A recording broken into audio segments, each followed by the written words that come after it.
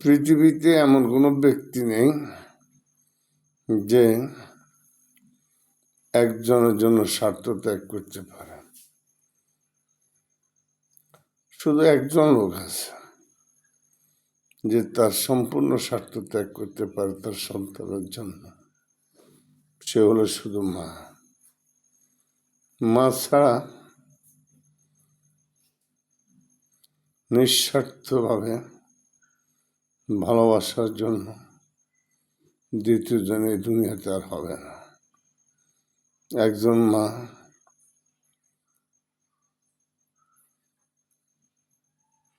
মিথ্যেবাদী, কথায় কথায় মিথ্যা বলে, সে হলো শুধু মা। সন্তানের কে পেট ভরে খাওয়ায়, নিজে না খেয়ে বলে আমি খেয়েছি, সে হলো মা।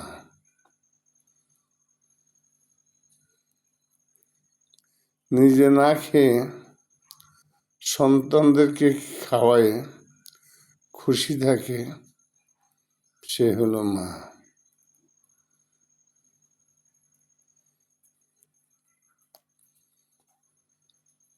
আজকে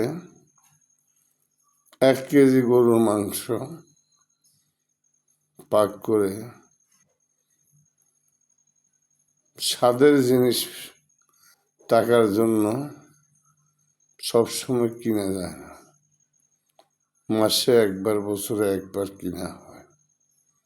সেই গরুর মাংস মা সবার মাঝে ভাগ করে দিয়েছে।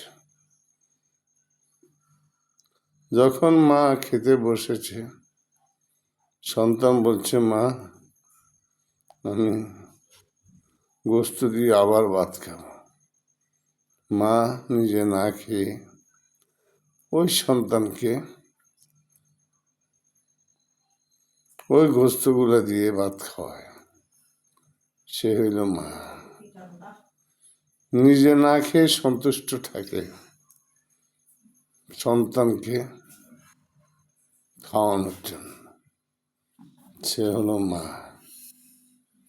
কথায় কথায় মিথ্যা বলে, সে হলো মা। সন্তানের জন্য আল্লাহর কাছে দোয়া করে, হে আল্লাহ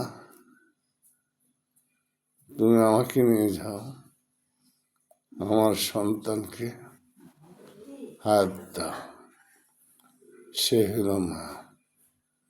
এই সে মা বাবার শত অত্যাচার সহ্য করেও সন্তানের মুখের দিকে তাকে স্বামীর ঘরে অবস্থান করে। এই সে মা। মায়ের বিকল্প পৃথিবীতে কেহ নেই। তাই প্রিয় বন্ধুগণ, মাকে কখনো ভুলো না।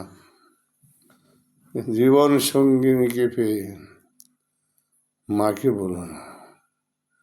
যে মা নিজের সম্পূর্ণ স্বার্থ ত্যাগ করে আজ তোমাকে এই পৃথিবী দেখে এসছে।